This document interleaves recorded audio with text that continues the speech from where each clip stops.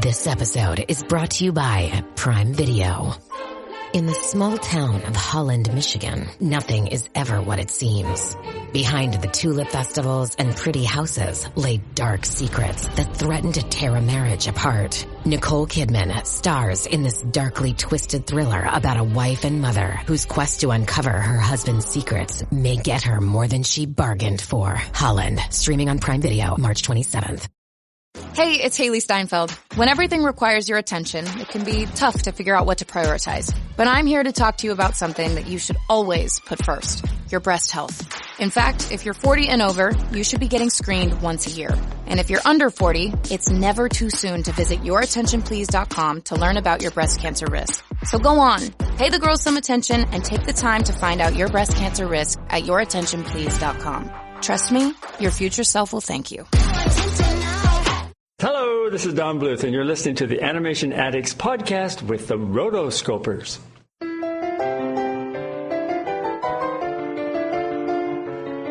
You're listening to the Animation Addicts podcast with the Rotoscopers, episode 46, Meet the Robinsons. Ding, ding, ding. Blame you wins hands down.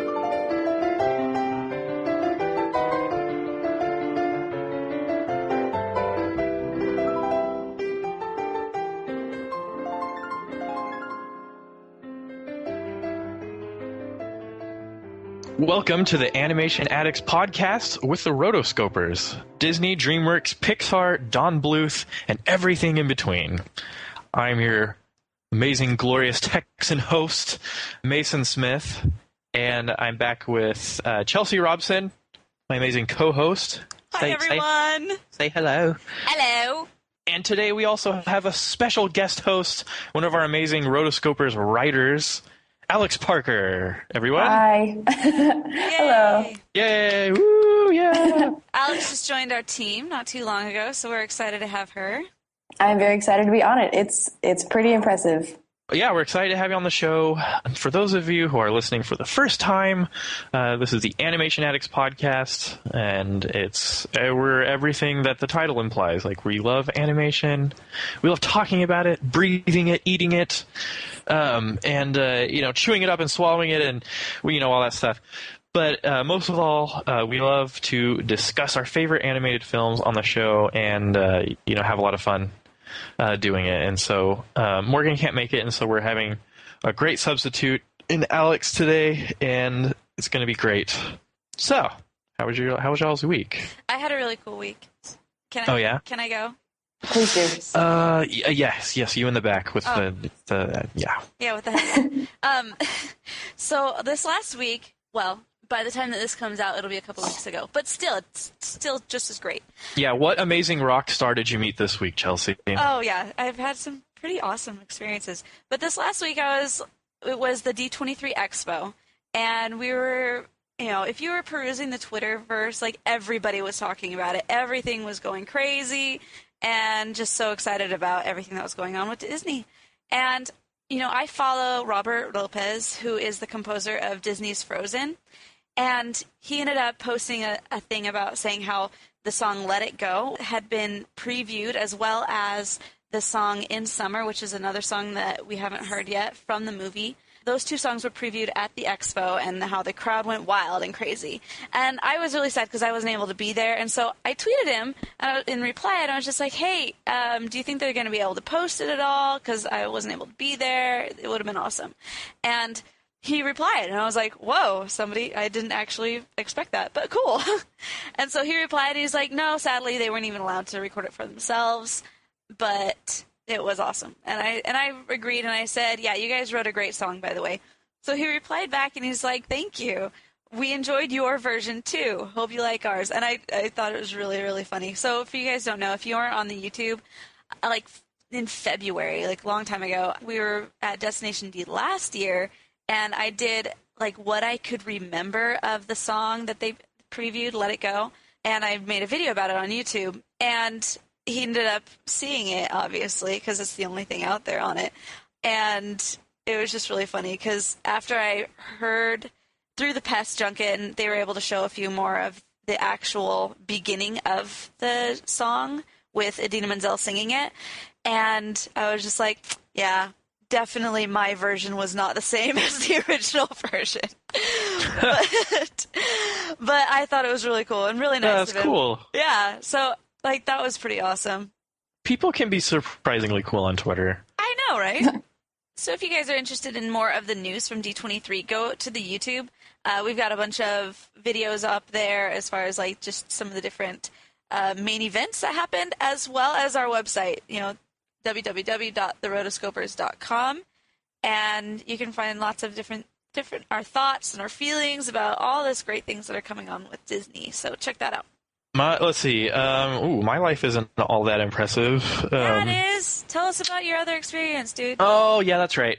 In St. Marcus, I got a friend who works in the news, and he kind of tipped me off to this thing at Alamo Drafthouse where Don Bluth was going to come to a screening of All Dogs Go to Heaven. He did other films. He did Secret of Nim, and he did, not Thumbelina, Land Before Time, I think. Oh, that's a good one. Yeah. He was going to do a Q&A afterwards, and I was like, dude, this is awesome. And so I was like, Shanna, can we please go? Can we please go?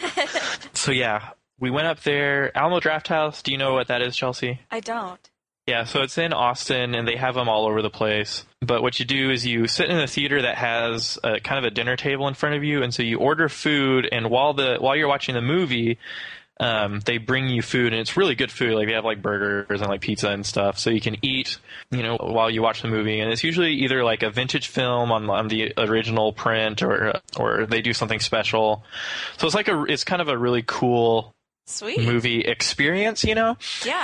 Yeah, so we went to the All Dogs Go to Heaven screening. I went to that because it wasn't 9 a.m. in the morning, and I hadn't seen All Dogs Go to Heaven before. I mean, I'd seen parts of it, like when I was in like kindergarten. Really? I love that movie. Oh yes, I was an All Dogs Go to Heaven virgin, and it was really cool. Don Bluth and Gary Goldman like came and sat like right behind us, nice. Just really quietly. I don't think a lot of them knew who he was. But you could tell there were some major Bluthians there. Right. Like, there's a lot of slobbering, heaving animation fans that started slobbering and heaving even more when they saw him. Heaven bless him. I did too. I was like, oh my gosh, Don Bluth. And our listeners will remember that I talked to him once on the phone, but I never, on a phone interview, but I never got to talk to him in person or anything. So we saw All Dogs Go to Heaven, and it was cool. It was on a 35 millimeter print, which was really fun, except it was really damaged in some parts and it really showed its age, but the audio was good. We had good seats, good food.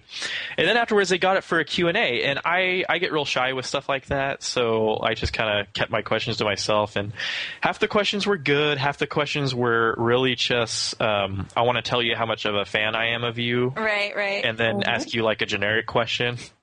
Yes, like, yes.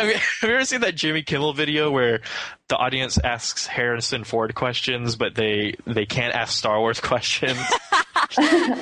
And all the people in the audience are dressed in Star Wars outfits, and they're like, dang it. Are you hungry? That's all they can think of. But no, never mind. The questions were really good, but The chick from Toy Joy was there. It's a big toy store in Austin, and she was like, we're going to play a game. I'm going to say the name of an animation studio, and you say the first word that comes to your mind.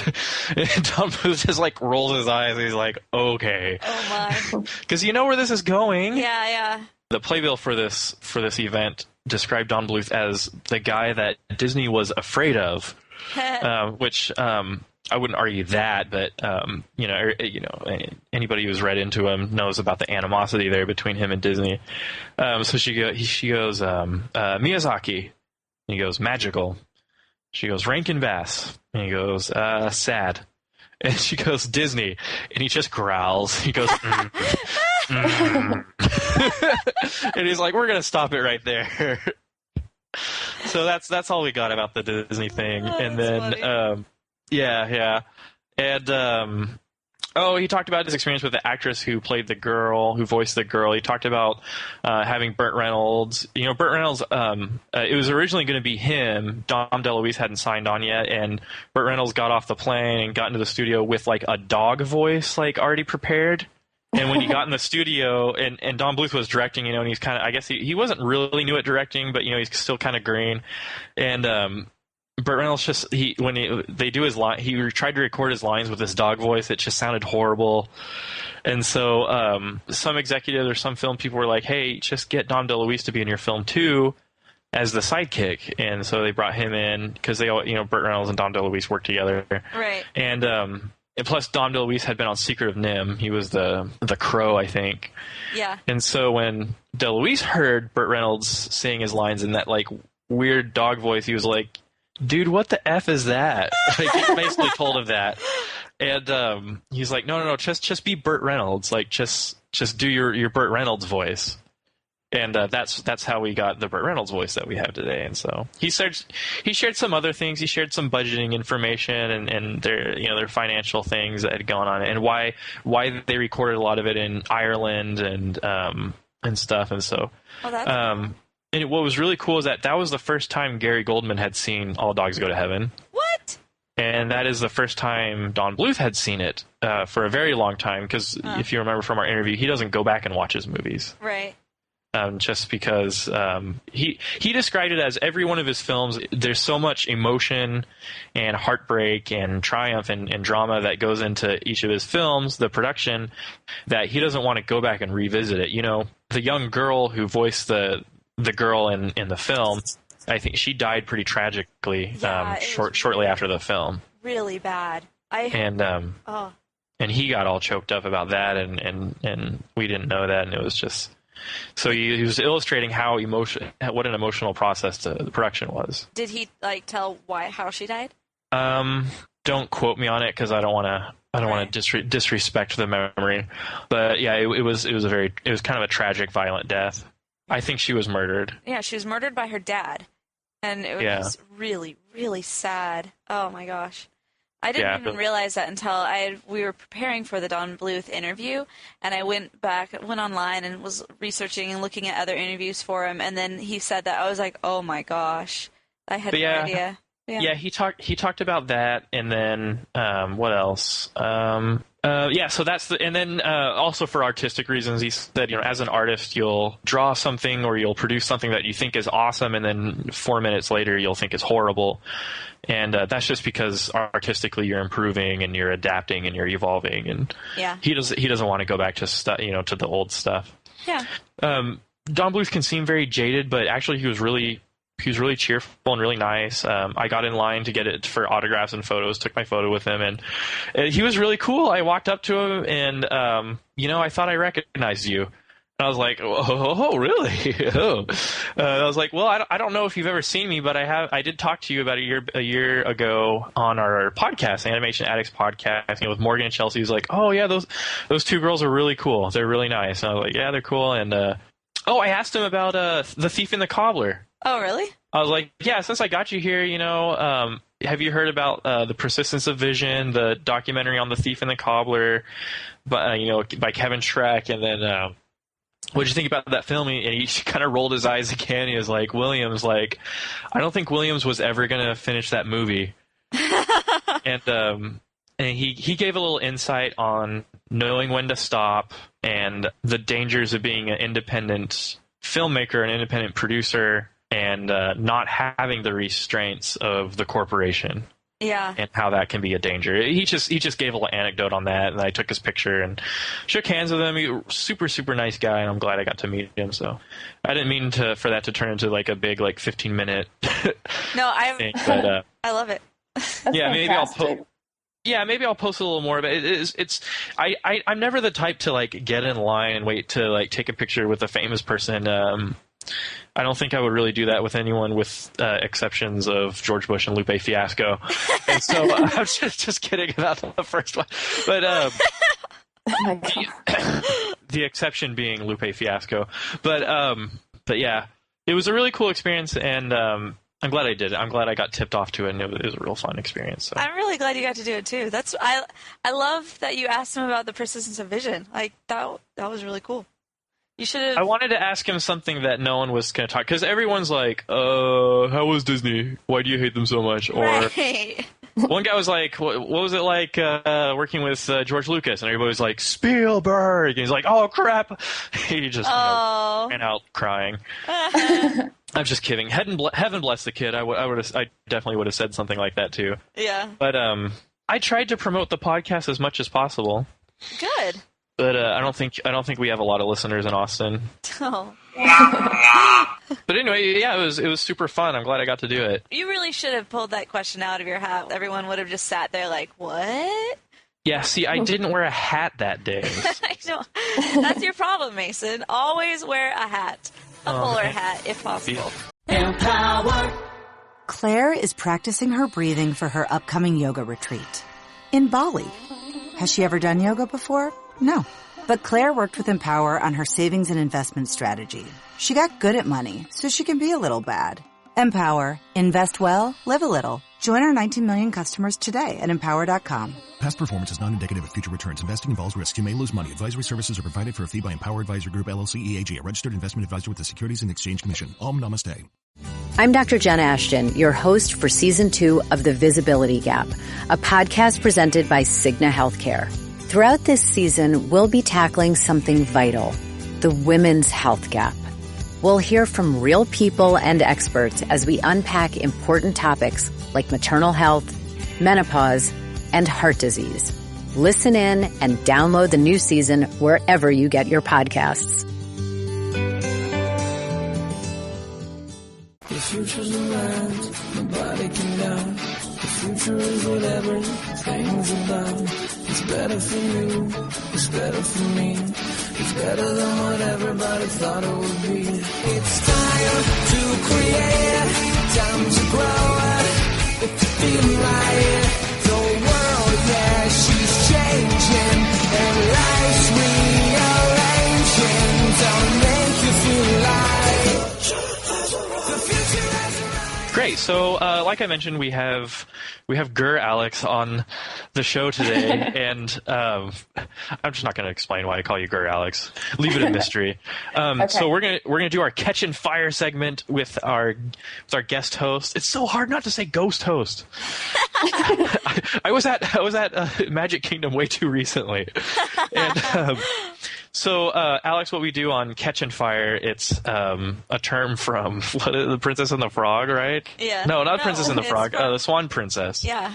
So Okay. it's just kind of a rapid fire questions so we can get to know you better, and it's fun. There's no math involved, I promise. Sweet. Let's do it. How about a quick round of catch and fire? Catch and fire? You mean me? You're the only one with enough courage. So just try to answer as candidly as possible. Number one, first animated movie you remember seeing? Toy Story. Favorite cartoon growing up? Snow White. Is that Snow a White. cartoon? Sorry. A cartoon animated series like on TV. Okay, I gotcha. Blue's Clues. Favorite animated movie? Toy Story. Favorite animator / artist? Oh gosh. I guess John Lasseter, if I'm going to be super mainstream. Let's see. Do you prefer classic hand-drawn animation or CGI? I'm a really big fan of CGI, and the whole claymation helped out with CGI movement going on. I'm a huge fan of that. Okay, cool. Favorite animation studio? I bet I already know what this one is. It might just be Pixar. We might have to go there. So. Okay. Let's see. Oh, Disney or Pixar? Oh gosh. I'm a huge fan of the whole. Just the endless amount of Disney magic. That whole concept just fascinates me. But I think the technology of Pixar is just groundbreaking. So I'm gonna have to go there. Good answer. Let's see. Do you prefer Laika or Studio Ghibli? Laika. Okay. Disneyland or Disney World? World. Okay. Stitch or Tinkerbell? Tinkerbell, 100%. Mickey, Goofy, or Donald? I guess Donald. Do you prefer songs or no songs in your animated films? Oh gosh. If we're gonna go with, oh gosh, I guess songs. Songs are great. Okay. Who would win in a fight, Bowler Hat Guy or Dr. Facilier? Oh, okay. I feel like bowler hat guy would be a little scrappy, so I'll have to go with Dr. Facilier. Okay. Well, he's definitely a lot more sinister than bowler hat guy. Let's see. And as far as amazing direct-to-video sequels go, do you prefer Hunchback of Notre Dame 2, Return of Jafar, or Cinderella 2? Oh, gosh. I guess, I never watched Aladdin as a kid because my mom thought it was scary. And she was also not a big fan of the religious, I guess, direction that Hunchback of Notre Dame took. So we never saw either of those growing up. So I'll have to say Cinderella. Okay, Cinderella 2. Okay, cool. Yes. Cool. All right, well, that's it. And, like I've always said before, we're the podcast that asks the super hard questions that everyone else is afraid to ask. The no spin zone, right? Yeah, there we go. The no spin zone.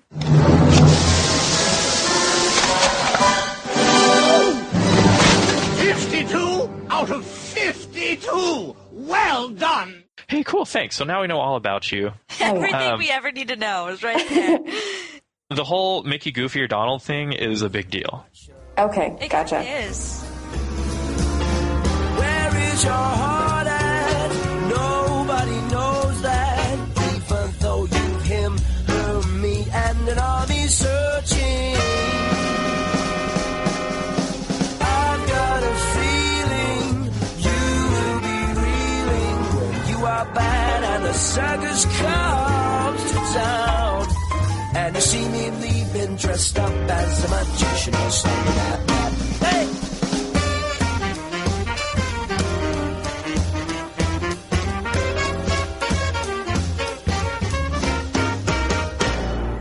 Hey guys, this is Morgan, and I'm editing this episode today, and I just wanted to let you know, in this nerdy couch discussion, there are some movies that are discussed, such as Turbo, Planes, Dumbo, Monsters University, Ratatouille, and You're a Good Man, Charlie Brown, that contain spoilers. So if you don't want to be spoiled about some of these movies, skip this section, because it was just the nature of this discussion that they sort of talked about the endings of some of these movies. So you've been warned, and enjoy the nerdy couch discussion. If not, skip ahead to 36 minutes and 36 seconds, and you will be led to the main discussion. Cool. So for our nerdy couch discussion, as it were, we're going to sit down and talk about, my wife showed me an article on The Atlantic. It came out pretty much last week by a certain Luke Eplin, and it's entitled, "You Can Do Anything. Must every kid's movie reinforce the cult of self-esteem?" I had no idea that there was a cult, but I guess that's why they call them cults, because they're kind of secret. But let's see, the headline is, "Encouraging kids is fine, but films like Planes and Turbo take their message to an extreme. Parents should turn to 1969's A Boy Named Charlie Brown for a reality check." Now, if you haven't read this yet, basically the gist of it is he's tired of animated films having this, what if this type of creature wanted to be this type of person that they could never be, but something magical happens, and they're able to follow their dreams, and by a little, animation magic, they get to fulfill their dream. Anyway, he's saying no genre in recent years has been more thematically rigid than the computer animated children's movie. Talks about the magic feather syndrome, where in Dumbo it was quote unquote the magic feather that was supposed to make him fly, but then he had to let go of it and believe in his primary liability, like his ears, which actually turned out to be his greatest strength. But first, the characters must relinquish the crutch of the magic feather, or more generally, surmount their biggest fears, and believe their greatness comes from within. So basically what this guy is saying, what Eplin is saying, is that he's tired of all the films being like, oh, I'm a snail who wants to win the Indy 500, and, spoiler alert, he pulls it off and he wins it, by believing in himself. It was in you the whole time. And then with Planes, Dusty Crop Hopper, you'll never be a race plane because you're a crop duster plane, and that's what you were made for. And he's like, no, I can do it. And, by believing in himself, he pulls it off. And so he's saying that he's really tired of it because you see that a lot, and you do. And then the second half of his article is saying, why can't movies be a little more realistic and be like A Boy Named Charlie Brown, which is Charles Schultz's first feature-length film for the Peanuts, in which, if you don't know who Charlie Brown is, everything goes wrong for him. And he tries to win a national spelling bee And it's either, Linus says, don't be discouraged, Charlie Brown. You have nothing to lose. You'll either be a hero or a goat. And spoiler alert, again, Charlie Brown loses the spelling bee pretty miserably. And the end of the film is he just goes back to being Charlie Brown, who always has bad luck, whose life is disastrous, and he loses his confidence. The last scene of the film, he sees Lucy setting up the old football for a punt, and doesn't know that he's around, and he's like, well, maybe, just maybe, I'm going to kick that football, and he runs up, without her noticing him. He's about to kick it, and then she just, for some reason, pulls it away at the last second. He falls on his back, and that's how the movie ends. And so there isn't this big victory or death thing where he pulls it off at the end, and he's the champion, and whatever. That's just it. He ends up where he begins, but since he went to the National Spelling Bee in the first place, maybe he got a little more respect. And so the whole point of this article is that maybe animated films are giving some false hopes to children, by building up their hopes that instead of relying on hard work and going from failure to failure to failure to eventually, through hard work, achieve your goals, that they're giving them this false hope that, if you believe in yourself enough, then you can pull off the impossible. And he cites Kung Fu Panda, Ratatouille, Wreck-It Ralph, and Monsters University. So what do y'all think about this? Y'all have read the article, you've digested it. Let's see what comes out the other end. That came out wrong. What did y'all think about the article? I think it's really neat commentary on the whole.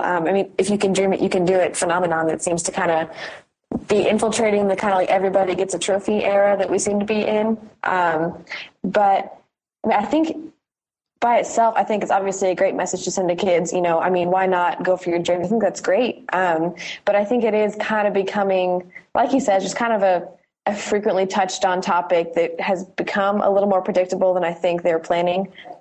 I guess it's one of those things where if you look for it in a movie and it's going to be there, this whole concept, you can find it. But I don't think that it's, become, this big overarching, what is that word? Zeitgeist that has just completely overtaken the movie industry. I don't think it's become that big of a monopoly. But I definitely see where they're coming from. Yeah. Yeah. He says like in the past decade, it's been pretty prevalent. I think. What do you think, Chelsea? Well, I've actually had this conversation multiple times in the last month, which is kind of interesting.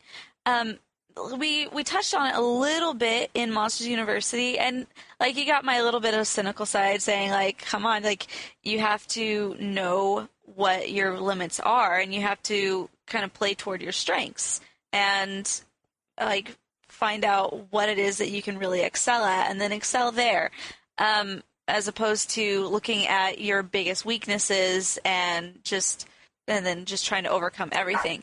But as I've thought about it, I go back and forth. I'm just I'm also a huge believer that if you can dream it, you can achieve it, basically. But I don't know, I've gone through lots of different thinking on this. I think one thing that a lot of people are saying nowadays, like you were saying, just this, everybody gets a trophy. You don't have to really work too hard. It's just everyone expects to be given a lot more, and this entitlement mentality that is kind of within our generation. And I can see it, and I can also in certain ways, I'm sure I've fallen into that category of come on now, snap to it. Let's go. But I don't know. I also have, experienced my fair share of failures, and I'm really grateful for those failures because I can look back and I can say, where I have gone wrong. I can go back and I can readjust. So what are your thoughts, Mason? Well, I think the article is very cynical. I'm glad the article was written because it brings up a pretty good point. and it's kind of a thing, you know, with animated film plots. But I think he's a little cynical. And I think it does. I don't know if he actually watched Monsters University. That's one major criticism I have, is that in MU it really wasn't this, like, you know, with a tiny bit of Disney magic and believing in yourself, you know, right, you can achieve your dreams. Mike Wazowski is like a bad A in that movie. Like, okay, he worked his butt off as a bus driver for A&M. When he's doing the work study, you know, while he's studying, literally studying while he's working, while he's driving the bus. I wanted to be. Now I'm like, that's illegal and against policy. You can't study while you're driving. But it's a cartoon, mate. But Mike Wazowski worked his butt off in that movie and did the work that no one else was willing to do. To achieve his goals, and he still failed. He still wasn't. Oh, spoiler alert again, everyone. He still wasn't scary enough to be a scarer. He didn't achieve what he wanted to do, but he found a way. He found a back door into Monsters University through the mailroom, and they worked, and they got their chance, and they worked up until, yes, he finally did get to work in the scare department of Monsters Incorporated with Sullivan as the scarer, but he was the coach, and so yes, he did in the end get to do what he does best in scaring, but it wasn't because of this magic feather thing, and so I disagree with the author on Monsters University, and quite a few of the commenters on the bottom of the article do. If anything, Monsters University was a commentary on the foolishness of Sullivan, who thought that he could get into the program just because, you know, he has this dream of, I was born to be a scarer because I'm a Sullivan, you know? Right. Mm-hmm. With Plains, it's also a little fuzzy because Crop Duster worked his butt off to even get in the shape he could be. Like, it wasn't like one day he was like, I want to be a race thing, so a race plane, so I can do it now. He knew he didn't have the skills yet, and so he trained, and he trained with Skipper to even get to the qualifier or even to survive the race, because he knew he was out of their league, and so he worked hard. I don't think Plains kind of fits this. I think the one that fits it the most are Kung Fu Panda and Turbo. Turbo definitely. Yeah. Because it's like, I'm a snail, I'm slow, but I have this goofy dream of winning the Indy 500, and he doesn't have a chance until something magical happens to him. Right. Unless there's some sort of physics out there that, you know, if you ingest large amounts of nitrous oxide, you can move really fast. Don't try it, kids. Yeah. And I haven't seen the film, so maybe I'm wrong on this, but well, and also, like, Ratatouille, he mentions as well as having this whole thing, like, the sewer rat basically wants to become a French chef, and, like, obviously that's not going to happen either. But Remy is extremely talented as a chef, so it's like, it's not like in the world, yeah, nothing. Right. I mean, like, in the world that Ratatouille creates, you know, the movie. So obviously we're not talking real world here. We're talking about Ratatouille world. Yeah, he's talented, and he uses what he has.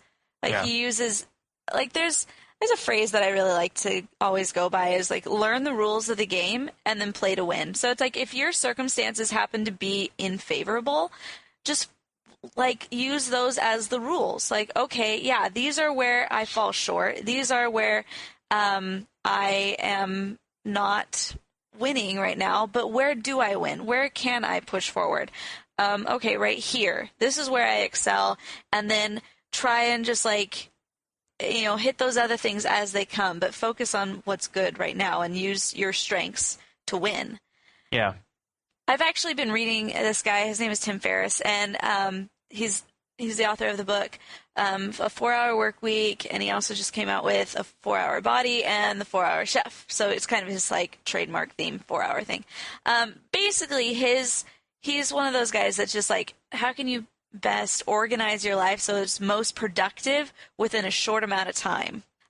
he talks about that as well. Like, he says, deconstruct your problems and figure out exactly what it is that you want, and then those like small goals to build, to start with the small goals and work your way up, and then but also realize the 80-20 principle. Have you guys heard of that one before? Sorry, I don't think I have. No. It's called the Pareto's Law. It's a principle that says that 80% of your results will come from the 20% of the things that you do. And so most of the time we end up focusing so much on the 80% when 20% is what's going to give us most of our results. And so he's basically saying, in multiple facets of life, cut your focus down to that first 20%, first things first, the things that are going to be most important, and everything else will just fall away and really isn't that important. He focuses a lot on that one, which is something that's mentioned in multiple books around. But I like how he's put it in that perspective. But then there's just lots of books out there about this. In research for this, I found a quote by Will Smith, and he was just like, don't start out by saying, I'm going to build the greatest wall ever made. You start out by saying, I'm going to lay this brick as perfectly as a brick can be laid. Do that every day, and soon you will have a wall. That's pretty good. Definitely, yeah. So I guess, like, I can see where this guy is leading, and basically saying that all he sees is the shortcut of cram everything into an hour and 20 minutes. Yeah. So it's you said it right. It's the shortcut. I think that's what he's talking about. But I wouldn't expect to be realistic with kids' movies. But I do appreciate his concern over this growing trend of this mentality. Everyone gets a trophy mentality. Everyone deserves to win, kind of thing.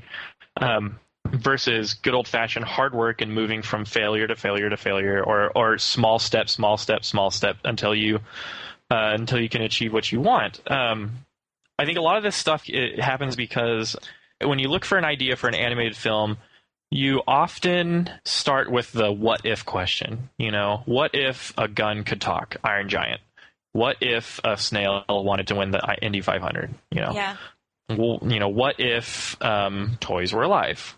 And so a lot of these what ifs will be what if a blank wanted to be a blank, and it's always an impossible dream. And then your film is interesting because it explores that, and so I think that's because that's a common what if kind of plot thing that we see a lot of that. Mm-hmm. And everyone loves an underdog story, I do appreciate his the contrast of the 1969 film A Boy Named Charlie Brown versus animation today, because you don't see a lot of stories like that of A Boy Named Charlie Brown in animation today, at least not in the blockbuster animated movies. And so maybe it's time to make some variation and have some underdog totally fails stories, But but in the case of Charlie Brown, it's not all that bad. Yes, he did fail in his ultimate goal, but he got to try.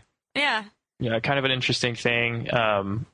Maybe we can, I don't know, maybe we'll put it on the website or something and see what our listeners have to say. But yeah, you can always leave a voicemail on the show and let us know what you think. So head on over to the rotoscopers.com/voicemail to leave us your thoughts. Woohoo! This episode is brought to you by Honda, introducing the all-new, all-terrain Honda Passport Trail Sport, the most off-road capable Honda Passport Honda has ever dreamt up. The Passport features increased ground clearance, roof rails on all trims, and available specially developed all-terrain tires. And you'll stay comfortable with tri-zone climate control and available features like heated and ventilated front seats and a panoramic moonroof. Learn more at honda.com/passport. Oh, the sick day struggle is real. But with Dimetapp, it doesn't have to be. Children's Dimetapp works quickly to soothe multiple bothersome cough, cold, and allergy symptoms in a single dose. Our fast-acting formulas are designed with kids in mind, so they get everything they need and nothing they don't. Available in liquid and on-the-go chewable tablets. Tap the banner now to shop at Amazon and say goodbye to the sick day struggle with Dimetapp. Use as directed. Everyone on this planet has a dream. The question is how far you're willing to go to make it come true. Take Lewis, for example. All right, Lewis, knock him dead. That was a figure of speech. Please don't kill anyone. All his life, Lewis's dream was to find the family he never knew. I know they're out there. But the funny thing about chasing dreams is that no one can do it on their own. What are you doing up here? Desperate times call for desperate measures. And the journey will always take you places you never imagined. What is this? Where are we going? To the future! This spring, the first visitor to the future will discover a strange new world and a family. Lewis, meet the Robinsons. That's even stranger. Why is your dog wearing glasses? Oh, because his insurance won't pay for contacts. Frogs? Genetically enhanced frogs. And his only way home I have to find my family. We'll help you, kid. Is about to be stolen by a guy who gives evil a bad name. What the? You are now under my control. I am now under your control. Don't repeat everything I say. I won't repeat everything you say. This may be harder than I thought. I haven't had this much fun. From Walt Disney Pictures. If I had a family, I'd want them to be just like you. You have to go back to your own time. When it comes to adventure. Dude, I can't take you seriously in that hat. When it comes to family. I think my wife Lucille's baking cookies.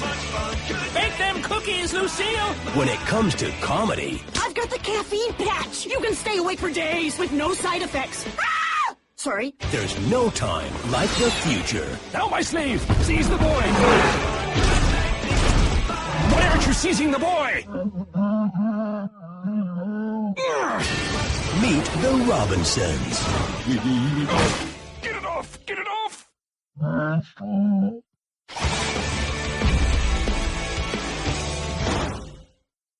Okay, we're going to start our main event, our great big beautiful tomorrow discussion on Meet the Robinsons, which is one of my favorite animated films.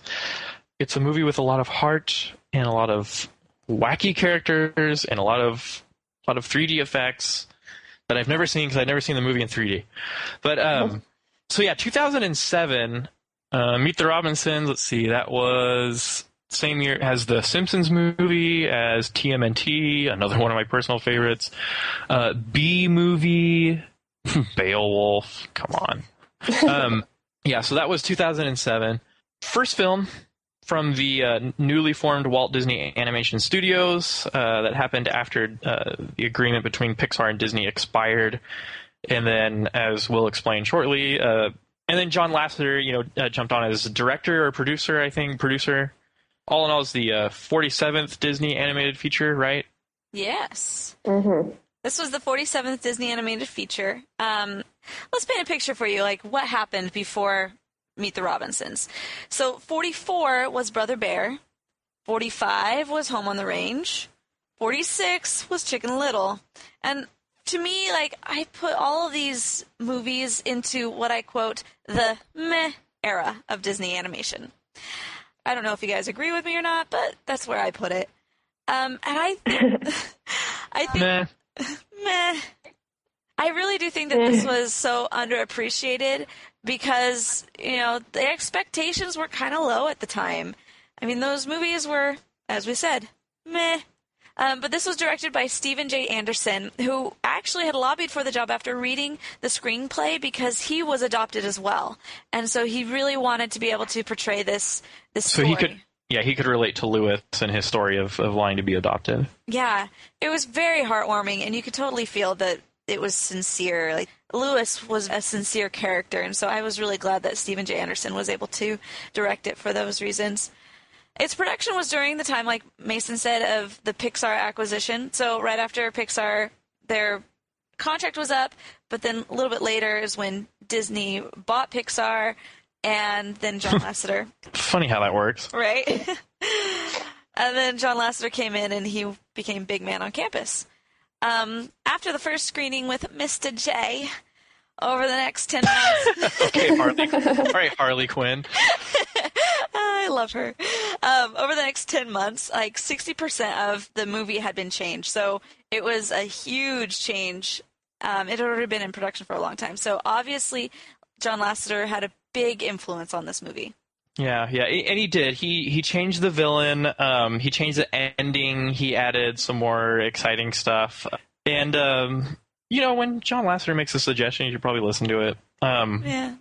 It was in production for 4 years, I think. It was quite a while. They also changed up some technical stuff. Production-wise, it was actually shot in real 3D, right? Yes, it was.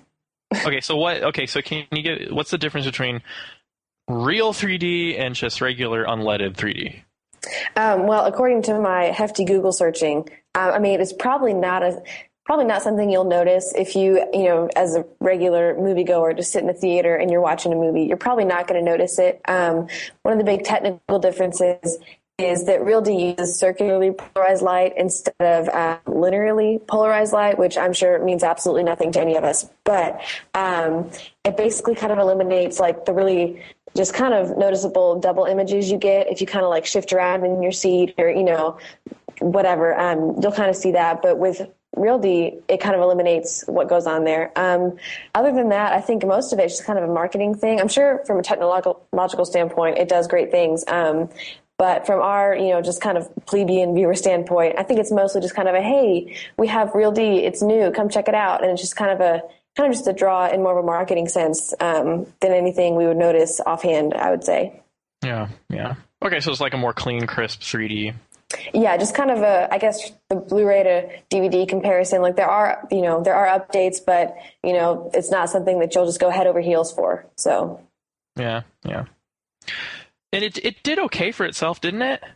Yeah, it opened up March 30th, 2007, and after 6 months or so in the theaters, it grossed $97 million, almost $98 million domestically. Yeah. And then worldwide ended up being $169 million, so almost $170. So I wouldn't say it did too bad. I wouldn't say it's like a huge success though, because most of the opening weekends were like. The opening weekend was like $27 million, so not what we're used to these days, I guess you could say. But I don't think it was something to be ashamed of. Oh, definitely not. 90-something million dollars. Yeah, I'm I know it's different in the movie business, but cool. I really love this film. I do not understand people's reasons for not liking this film. If you go on Amazon and I rented it from Amazon because I don't have the DVD and we watched it. The most negative reviews on Amazon of this film are because the DVD scratched and wouldn't work or it wouldn't play on my computer. And I was like, okay, well, how did you like the film? One person was like, it was poorly rendered, and I was like, oh, okay. And then another person was like, I didn't like its message on adoption. The little goob wasn't adopted, so he's the bad guy. And I was like, okay, I think you're being a little overly sensitive, and people usually are. I don't like it when people judge an animated film on if their kids can stay awake during it, or if they can hold their kids' attention. Because like these movies are not distractions, They're supposed to be an artistic expression. They're supposed to be a story that's being told. So, and also it's subjective with the kid. Right. Like your kids are really crazy. Yeah. Now, I'll admit, Meet the Robinsons does not have the best visuals, but it was 2007, and parts of it were probably being produced, 3 years prior. You can tell in some scenes where they used more resources to better render one scene versus another. Some weird animation, but I think it's just I think that's just due to the overall style. I'm looking mostly at how the T-Rex moved, and I didn't have big expectations for the animation of this film because I really like it because of the story. Right. You know what I mean? But there is some goofy parts, like with the peanut butter and jelly splattered on the walls. Like it kind of looks a little weird, Would you agree, Alex? I'm sorry. I would. I was trying to think. I was reading somewhere that liquid is like I mean, it is one of the harder things to animate just because, I mean, so much goes on in a liquid that we don't think about. So, I mean, it definitely does kind of show a little bit. And I think the other main thing, there's a bit of a lack of keep alive motion, which I didn't know what that was till about a semester ago. But keep alive motion is basically just kind of what breathes life into characters and stops them from being like, all right, they were here a frame ago, now they're over here. I mean, it just kind of gives them that, you know, you can't put your finger on it kind of motion. And I think that was kind of missing. So it did give it a little bit of a different feel than I think we're used to. But I think the story definitely made up for that. Yeah, it's all very cartoony, you know. I wouldn't say slapstick because the humor is very different from slapstick films such as Madagascar. So, I would say that, but yeah, I mean, it shows his age, and there's not a lot of big actors doing their voices either. I mean, it did have Adam West, you know, as Uncle Art, and I didn't know that until I watched it recently. And then Tom Kenny, who you know as SpongeBob, or if you're a loser, as the Ice King from Adventure Time, was Mr. Willerstein, and then of course Tom Selleck. Who's Tom Selleck. Jim Carrey was approached to be the voice for Bowler Hat Guy, which would have been very series of unfortunate events, I think. But he turned it down to do the movie 23, the psychological thriller that everyone knows about and rants and raves about. So, so a good choice, yeah. But I really like this film. I don't think it needs big actors. I think they did just fine. And the music is really cool. Not just the score, which I listen to, but also the artists produced songs. You know, you got Rob Thomas on the end there. You've got Jamie Cullum, who's brilliant. All American Rejects at the end. On the soundtrack, you each hear a cover of "There's a Great Big Beautiful Tomorrow" from the Carousel of Progress, which we had stuck in our heads all day when we went to the Magic Kingdom. But that's the best song to get stuck in your head. Better than "It's a Small World," right? Yeah. What do you think about the music, Chelsea? Because you're our music person. Oh, I loved it. Yeah, I think Danny Elfman did the score, and he includes songs, as you said, from Rob Thomas, who his song "Little Wonders" actually reached number 5 on the Billboard chart, so that was cool. Yeah, I love that song. Yeah. Oh yeah. Rufus Wainwright, and then you also have Jonas Brothers. Okay. Los hermanos Jonas! All I heard in Argentina. Los hermanos Jonas! Oh, my. All American Rejects, and They Might Be Giants. The really great. I liked all of their songs that they had on there. Like, the movie, the soundtrack, while watching the movie, I thought it was really fun, and, like, they had a lot to work with. The fact being that it was really futuristic, and the wacky family that was all around, so they could throw in a lot of different cool elements there. It really moved the story along. And as far as like the soundtrack on its own, I think it's definitely a listen to. Like if you ever are thinking, oh, I wonder what that is. I mean, Danny Elfman, he dabbles in a lot of different beats. I mean, I caught like salsa in there, and that is really need cool. Someone on maracas. Exactly. Yeah, and he had the jazz type thing. I love Danny Elfman. Like he's the man. He really knows his stuff. Yeah, so a real versatile and there's real variety in the score. Yeah. Which is cool. And it's a really good score. Like you can hear like a lot of like what's that? What is it called when that trumpet does the the thing? It just kind of. There's a lot of sassy trumpet and there's a lot of jazz influence. And I like it. I like it. In the story itself, there's some really adorable characters. We open up with I always forget that the first line is actually spoken by Goob, Michael Yagubian. And I really think he's amazing. I just love how he talks when he's a little boy, not evil guy. Right. Oh yeah, spoiler alert again. I love Goob. I love his lines. Oh, yeah, nothing says adopt me like a weird invention.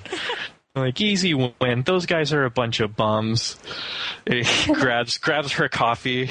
Cup of Joe. That's a good cup of Joe. And then, Mr. Steak, you're my only friend. I think that's like the funniest line. I love it. Yeah, and then we meet Lewis, who is also a really cool character.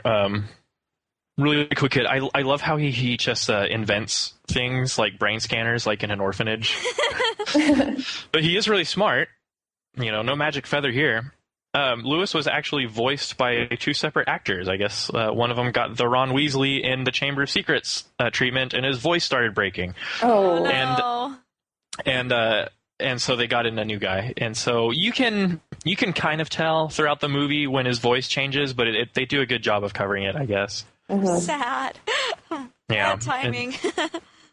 And I do appreciate this film because it's not the typical horrible orphanage treatment that you get. Yeah, you know? I liked the fact that it's no Oliver Twist in here. Yeah, I really liked the orphanage house mother person. I thought she was really nice. Yeah. Everybody's really nice. The only thing that's kind of holding Lewis back is that he loves inventing, and the people they interviews are like, oh, so what's your favorite sport? Yeah. Whenever I hear that line, I'm like, oh, you don't even get it. You deserve to be sprayed with something you're allergic to. I'm just kidding. I'm just kidding. I love it when he's like, poor Mr. Harrington. I killed him? I really like that line.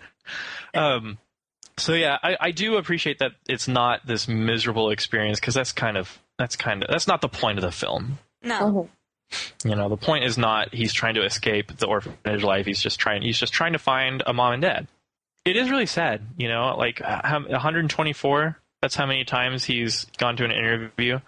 Yeah. And so he gets this crazy idea that, hey, maybe I could just invent something to where I could know who my mom looks like, and I could find her and she'll want me back. Kind of a kid's dream, definitely. You would do well to notice the Brain Scanners movie poster on the building in the background. Yeah, that was fun. Well, apparently, even in his sketches, when he draws the brain scanner in his sketchbook, the little brain waves spell out "mom." It's a super small little Easter egg, but yeah. Huh. And if you look in the background of some scenes, you'll see some things like at the baseball game when Goob is sleeping.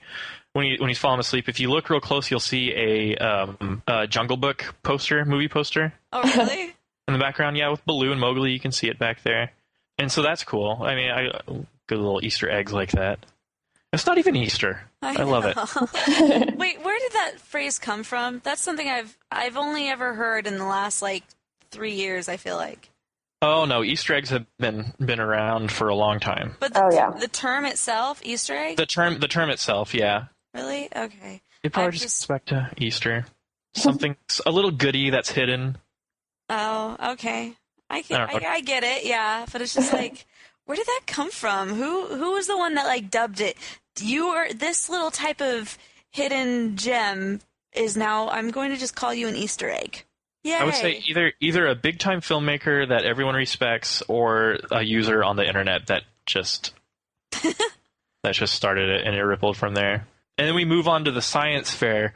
Okay, this film is just full of crazy characters. They don't really develop. They're just kind of there. But there's the coach, my gym. And there's no, I love the coach, when he says that, he's like, it's my gym, his pectorals twitch. Yeah, he flexes his pecs. And then the crazy fire ant girl, ooh, stay away from you. Only my enemy. Slightly Wednesday Addams. Right. No kidding. Let's not make her jumpy in any way or angry. And then freaking Wilbur Robinson shows up. Okay, first of all, I love when he's like, bowler hat guy, and he tackles the kid, and the kid's like, dude, you almost busted my solar system. I love that kid. But yeah, Wilbur Robinson is the best. I really love him. He's like the sassiest little guy.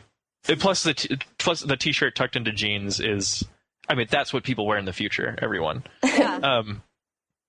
It's already here, but I freaking love Wilbur. He's got the best animation. He talks with his hands.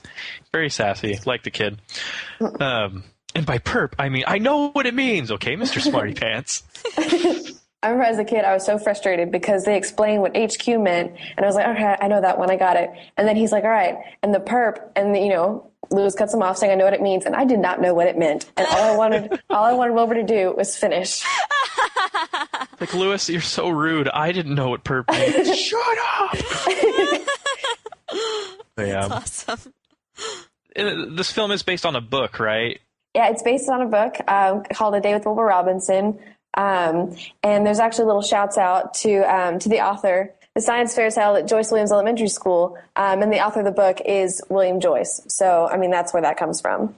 Yeah, Nice. yeah, that's cool. Little nod there. There's a few hidden Mickeys too, right? Yeah. One on the music stand sheet where Lewis meets Franny. And, Okay, yeah. And the cover of Gaston's stopwatch. Where he asked him to down. time his race Yeah. during the trippy part, during the LSD part of the movie. Right. It's like, meet the family. And so, all heck breaks loose when the science fair is ruined because Doris ruins everything. Bowler Hat Guy looks really weird in those first scenes because they throw a lot of green light on him, which doesn't really fit the scene, just to make him look diabolical. But when you get to really know Bowler Hat Guy, I think he's my favorite character in this film. Like, they really took the quintessential mustachioed bowler hat villain guy and just made him amazing. Like, he is so pathetic and so dumb, but he also thinks he is so evil. I know, I'll turn him into a duck. Oh, yes, it's so evil. And then, his whole thing is that he doesn't really think about what he's doing. Doris does all the thinking, and so when he's left to himself, he just does the dumbest things. It's a very Plankton and Karen kind of relationship. Oh, Karen, your parents must have been part computer or something. I specialize in Plankton impersonations. It was on point. Well, they made a crossover where Bowler Hat Guy teams up with Plankton. They get nothing done. They would get nothing done. So yeah, because Doris would just run off with Karen and they would form their own diabolical plot that would be a real threat. So anyway, Wilbur pushes Lewis off a roof and he lands in the time machine. This is where the animation really gets cool because the future is like so amazing. I love it. For one, there's a space mountain with a sign in front of it that says Todayland. Mm-hmm. And the rocket ship ride, don't forget about that. That's the ride I never get on because the line is always so long during the part of the day when I just don't want to wait in lines. But yeah, the future has arrived. That theme, I like it. It's very, very bubbly, very cheerful. Mm-hmm. The coolest inventions, the buildings that construct themselves. Insta-building. Yeah, Insta-building, that was cool. Insta-building, that's right. Everything was very, fluffy looking. Everything looked like it was blown, like a balloon. Like, very rounded edges. There was no, harshness. It's all very, I don't know. Very Apple. Yeah. I guess you could say that, yeah. I was a huge fan of the bubble travel. I mean, it's cute, and it was clean, and it's just, who doesn't want to ride in a bubble? I mean, it's just, I thought it was great. I just wonder how they steer the darn things. I'm sure it's like a lean. Give it a good lean or two. Oh, it's like give it, some. So it's like driving a Segway. Yes, it's a bubble Segway. I've never driven one. They always kind of freak me out. Those things really aren't as low profile as they were advertised to be. Right. It's a sleek ergonomic design, but it lifts about 4 feet off the ground, and you have to wear a helmet, and everyone notices you. Yeah, so he has to fix a time machine. I love Carl. None may pass unless they know the royal password. We don't have a royal password. Yes, we do. I made one up while you were gone.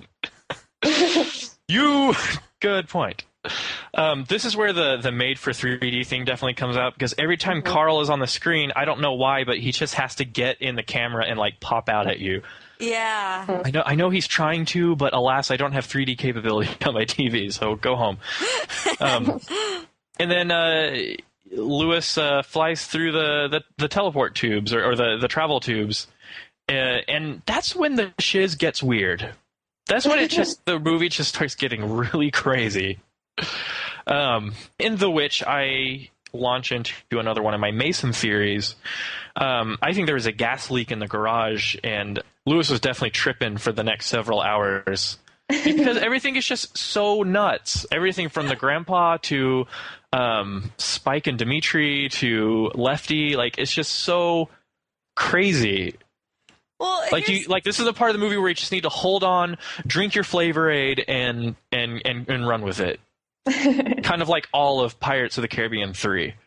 Yeah. Oh, jeez. Where it's just everything is just so nuts. Some things I don't get. Some things I don't get. What's with Petunia? Why does the guy have to have a puppet for a wife? I love this film, but like that part is a little disconcerting. Yeah. And I mean it's innocent in how it portrays it, but that's very weird. Yeah, here's one thing. Spoiler, obviously. She's cranky. That's the spoiler. She's cranky, right? Cranky, yeah. No, like. So this is Lewis's future home. This is his future family. He is the one that's gone, and he's created everything, and like he's a bajillionaire because he's the man. And yet, like all of his family, like all of these extended families, just kind of like suck into his life, and they just kind of like they don't really achieve much. I mean, there's the one guy who's a pizza delivery guy, and then / Batman. Right, But I mean, it's like, comparatively speaking, they're just kind of like hanging out in this big mansion. Like, you got the one, Joe, his Uncle Joe is just sitting in his chair. He works out. He works out.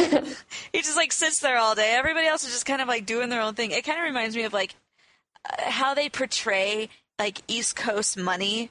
Like old money, they just like sit there, like they don't really do much. Like they just come from all of this. I don't know. Just people end up like coming around you because you can like take care of them. You've got enough to go over. And I think one reason like Lewis lets him, I guess, is just because he loves the family aspect. He just wants this big old beautiful family that comes in and makes him feel at home and happy and everything. But I don't know. It's just really funny, like, just the weirdos that money will attract. Well, I wouldn't be as cynical, but I can definitely see how they can be seen as freeloaders because they don't really have jobs besides... Now, it might have been a Saturday or a Sunday. They might not be working. It's true. I have been kind of cynical. I'm sorry. I will repent. Oh, yeah, and then, of course, there's...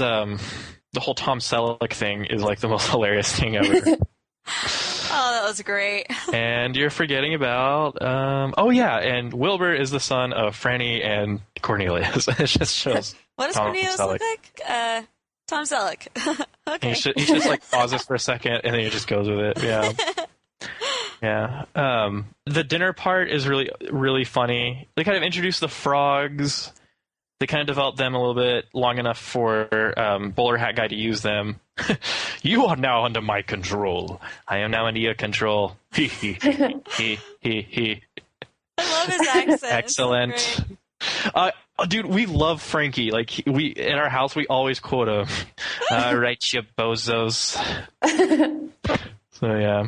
I love when they're at dinner and they're like, "So, where are you from?" And he's like, Canada? I think you mean North Montana. It hasn't been called Canada in years. In years. Oh, North Montana man doesn't care about hat hair. Oh, awesome. Do you know Sam Gunderson? Wonder if he has the family cowlick. What's Sam cowlick? And then the editing in the film is so crazy. Like when they do the random kung fu scene, they make it look like it was dubbed. The only thing I don't get is what is with Uncle Joe and the toast? Can someone please explain it to me? He wants PB&J, man. On his toast? I get that way all the time. I want PB&J. Not really. I'm just whatever. All right. I just didn't understand that part. It seemed a little very strange for me. You don't know what the stakes are here. He's already seen the toast. Then somebody else pipes in and is like, "We're at the point of no return now." So strange. So yeah, and then Lewis he kind of fixes it, but he doesn't really. But it's okay because you learn from failures, which this is not a Magic Feather movie. And then I love Petunia's like, "Oh, I've seen better." We say that all the time in our family. Like if we say something really impressive, we're always like, "Oh, I've seen better." And then you launch into the dinosaur fight, which I think is a little unnecessary. I liked it. I mean, I think it just added to the. But it did segue into another. I have a big head and little tiny arms. I just don't think your plan was very well thought through, Master. Great joke. So I love the T-Rex. I love how the T-Rex just stays with the family. Yeah, after he's just that. like hanging out, like doing like back rolls. He's like rolling around on the lawn. He's just fine. It's like, okay. I vote Franny Robinson as one of the nicest animated characters ever. She really is. She's like flawless. Yes. She's like great. Yeah. And then we're already in the part of the low point of the film. The quintessential "you lied to me" quote.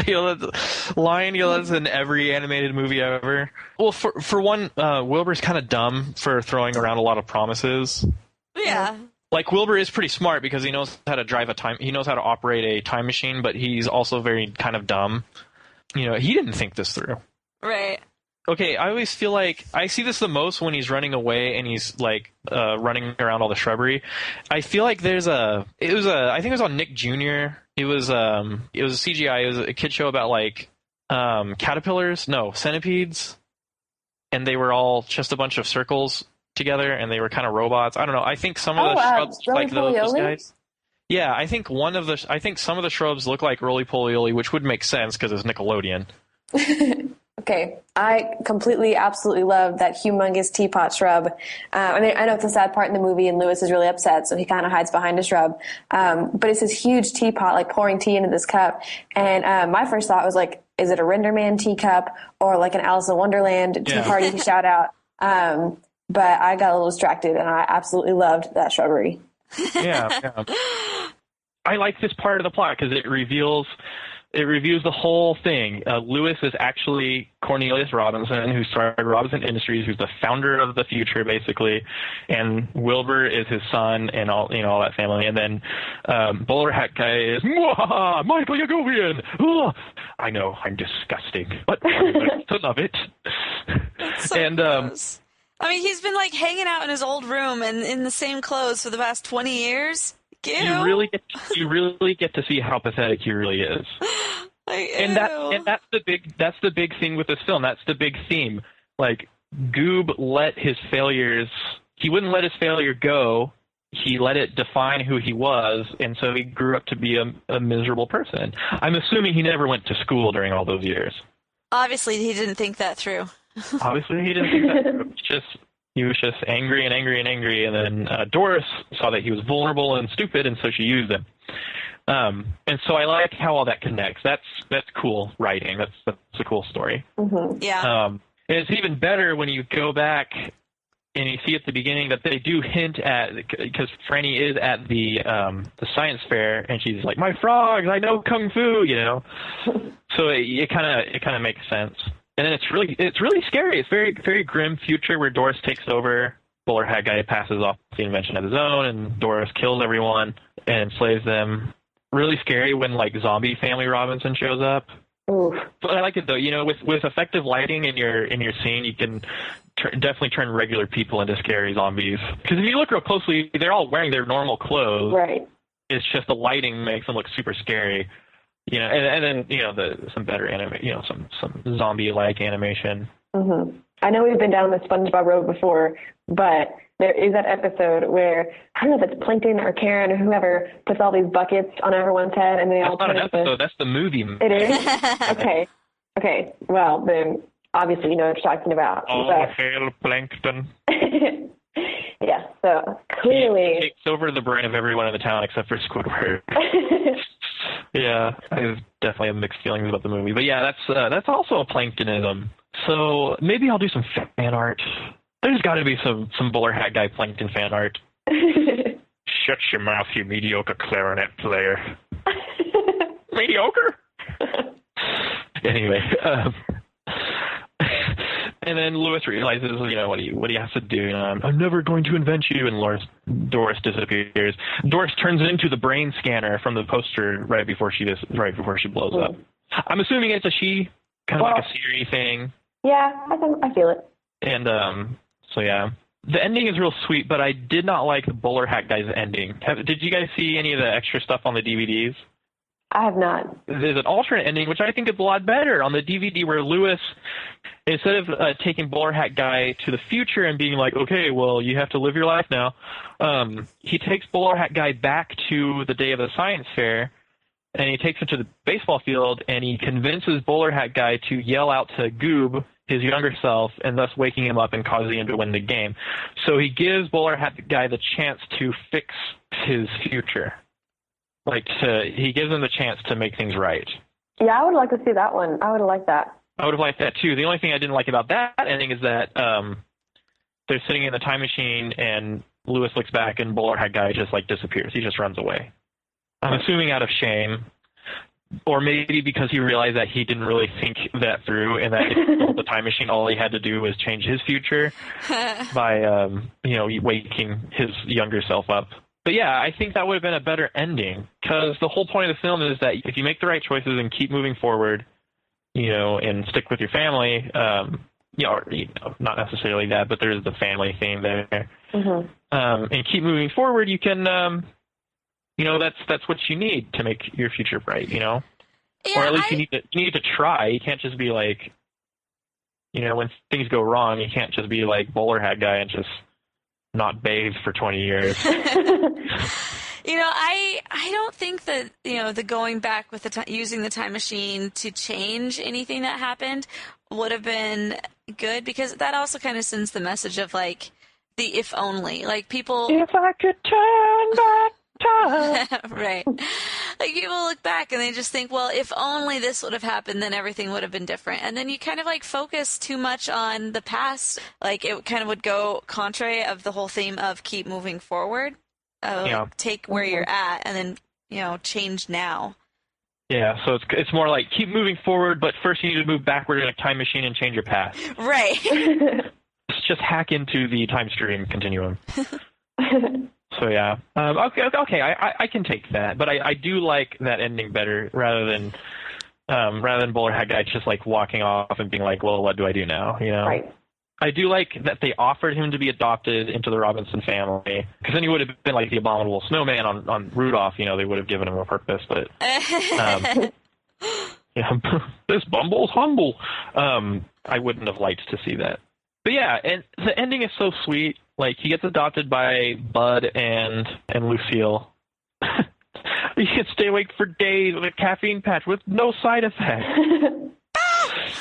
Each patch is the equivalent of 12 cups of coffee. She's got 8 of them. I haven't slept in 8 days. I love how they adopt him. I love that I love the editing. They go in with the Rob Thomas, with the first line, let it go, right when Lewis realizes that everything is right and he can let his failure go and he can just move on to his bright future.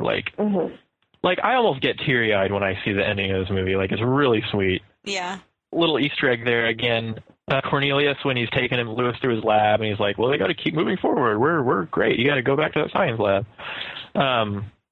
He points at him with the two-finger point, which is the Disney point. If you were ever a cast member, Disney cast members must point using 2 fingers or their whole hand, because it is rude to point with 1 finger. And so when giving directions, you see it, your stewardesses on your plane will do the Disney point. That's true. A little something I picked up from Urban Dictionary.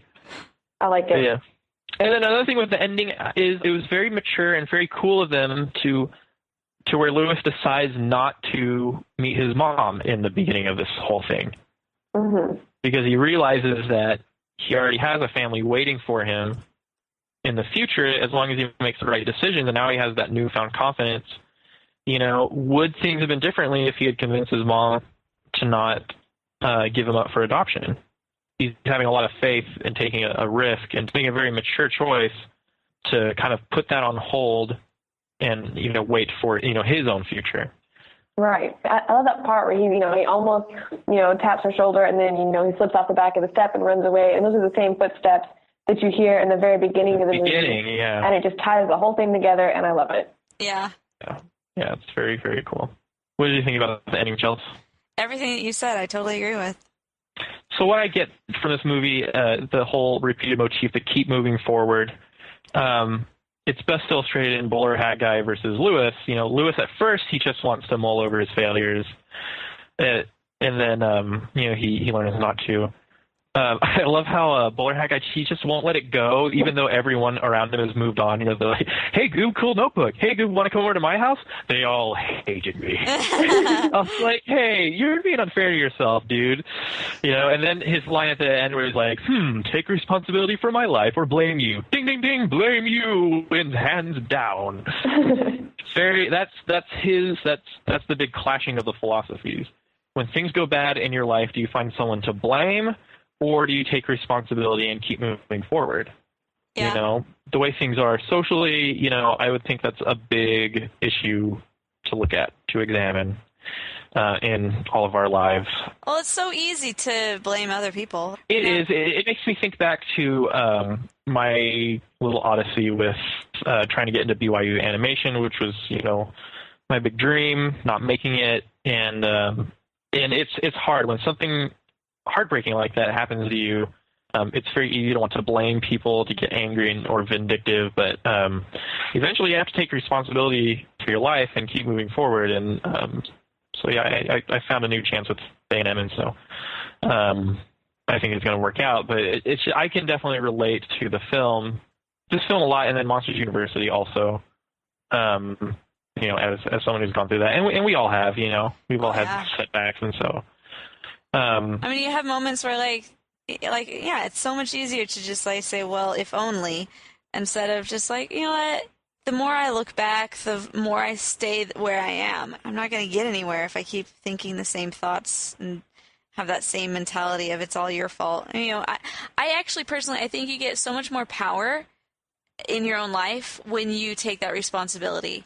Like, for example, like, if somebody offends you, and instead of, like, getting all, like, up in arms about it and, like, coming out, well, they should have done this, and, like, I feel like there's so much more power that you have, that you take when you just say, why am I offended? Well, maybe it's because I have this kind of insecurity. Well, that's something I need to work on. I need to not be insecure in that way. How do I be not insecure? Well, I can work on that. Okay. And, like, it's, instead of, like, I don't know, I found a lot of power and comfort in doing that in my own life, and it's definitely helped me. Yeah, well said, Bednar. Thank you. No, it's true. It is very true. It is very true. You should be a motivational speaker, Chelsea. I really, thanks.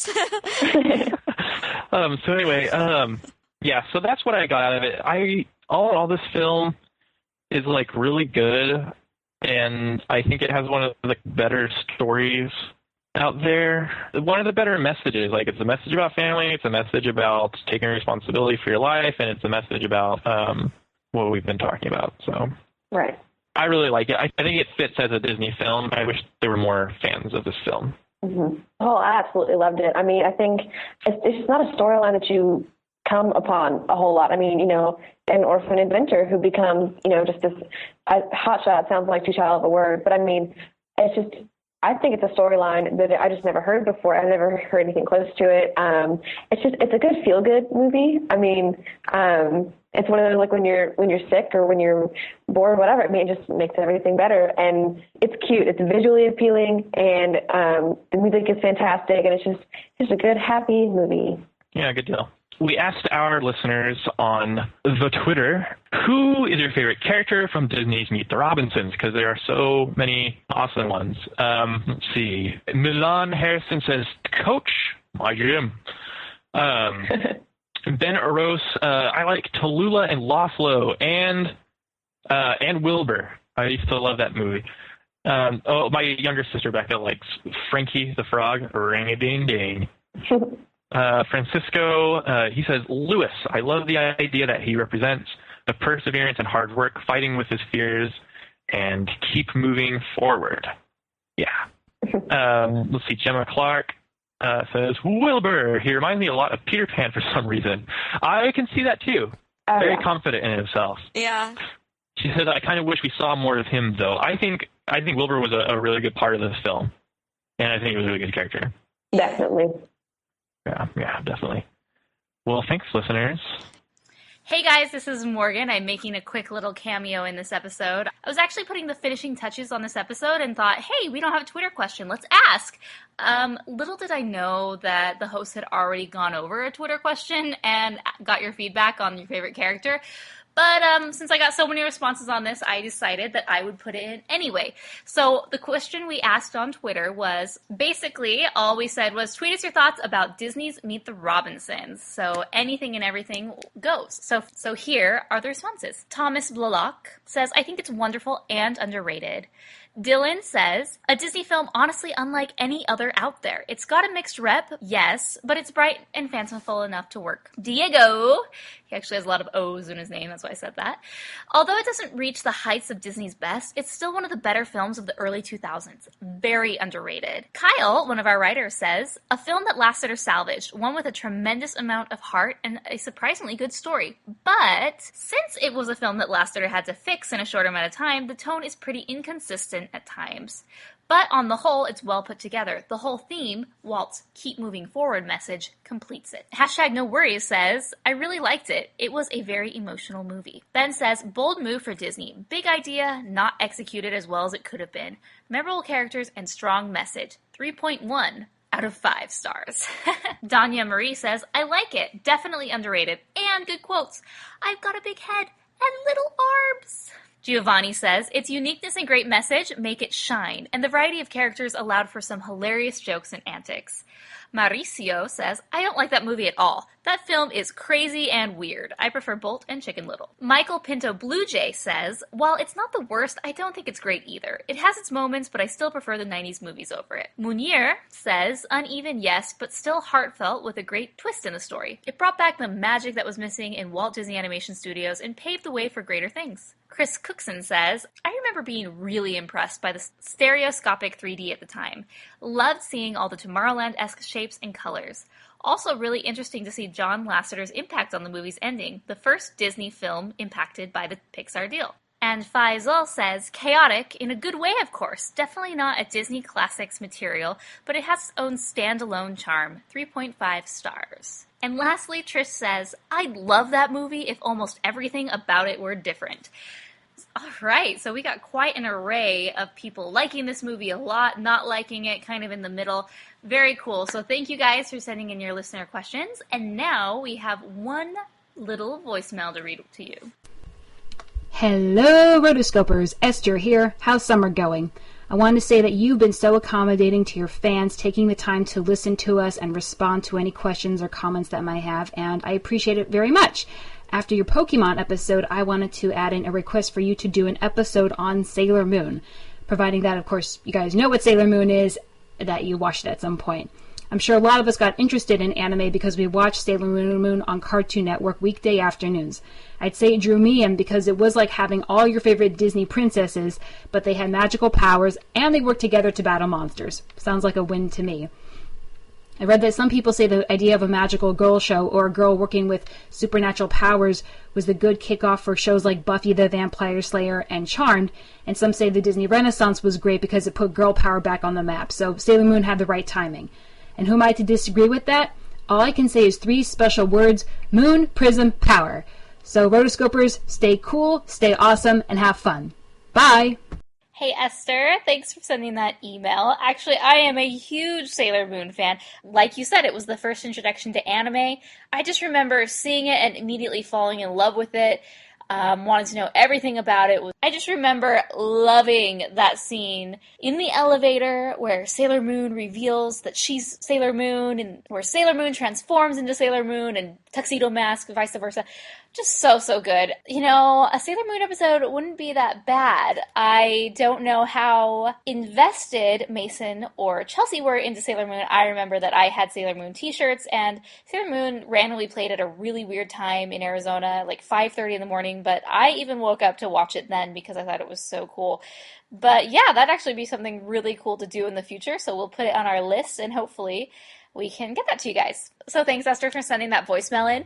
Anyone else who wants to send in a voicemail, just go to therotoscopers.com/voicemail, and you can send us a voicemail there. We also have a new phone number maybe for those of you who don't have a microphone on your computer or you just prefer to call in, we have a number for you. So it's really exciting. Our new phone number is 406-646-6575. Again, that's 406-646-6575. So those last four numbers on the dialer pad are Roto. You can also send us an email at therotoscopers@gmail.com. We absolutely love getting emails, whether they're big or small, long or short. They are fun to read and hear your thoughts.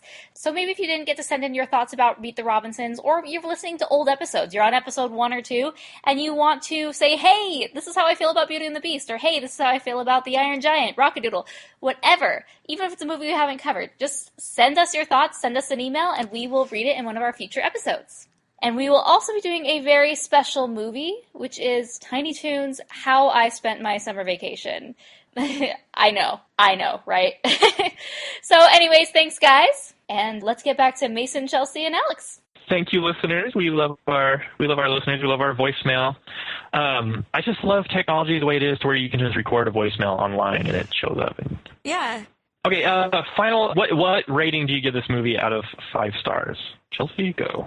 I gave this movie 4 stars. I liked the message that it sent. I liked the characters. They were really funny. Personally, my favorite random character was the dinosaur.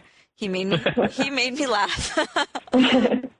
Trivia alert, do you know what the name of the dinosaur is? No. His name is Tiny. Ah, makes sense. If you look at some of the posters for the film, he's wearing a doggy leash with the name Tiny on it. Fantastic. Awesome. Yep.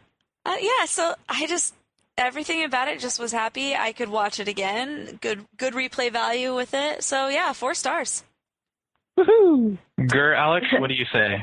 I'll probably give it a solid 4 also. I mean, it's one of those, I could watch it 6 times in a row and find just a little something fun and new, just little bitty details that I hadn't seen previously in every new, replay. And it's happy. It makes you laugh. It makes you smile. It makes you feel good about, yourself. And it makes you just kind of look forward to the future, because that's, such a big theme. So I give it a solid 4.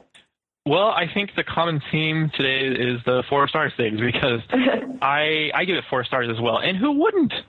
It's not the perfect animated film, but it is a great family film. It's a great feel-good film. And yeah, for the aforementioned reasons, 4 stars. Really, really good film. Let it go.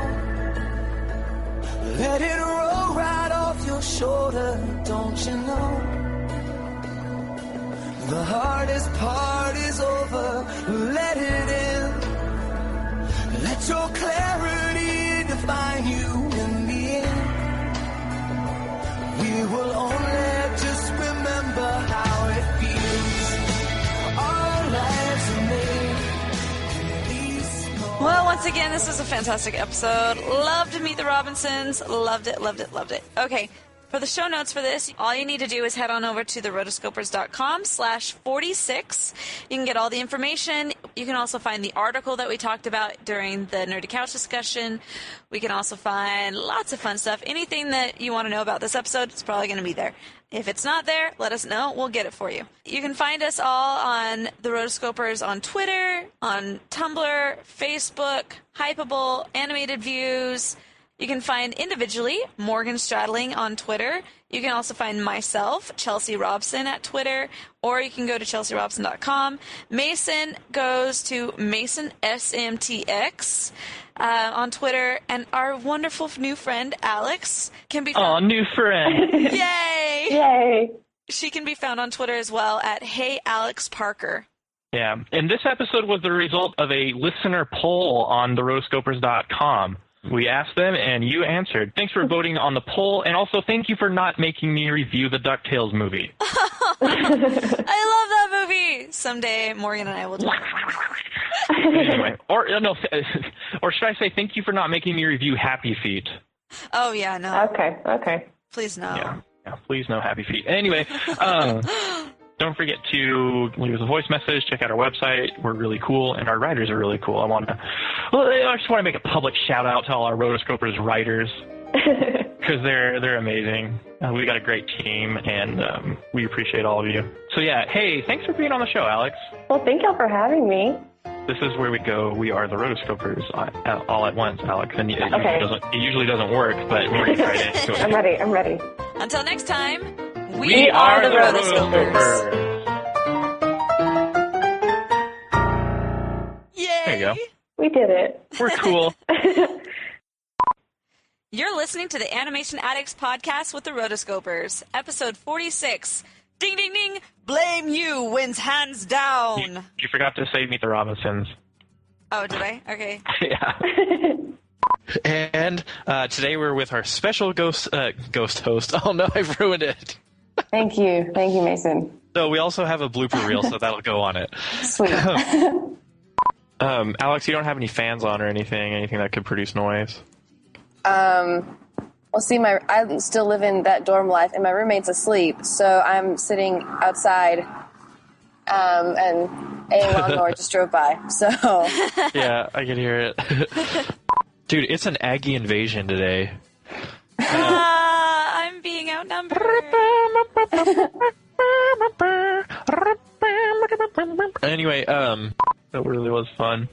One person at the Don Bluth thing said their favorite Don Bluth film was Rock-a-Doodle. Yay! I wanted to punch him, but I was like, you've obviously never has. I just want to stand up in the theater and be like, has nobody seen Titan A.E? Look at it!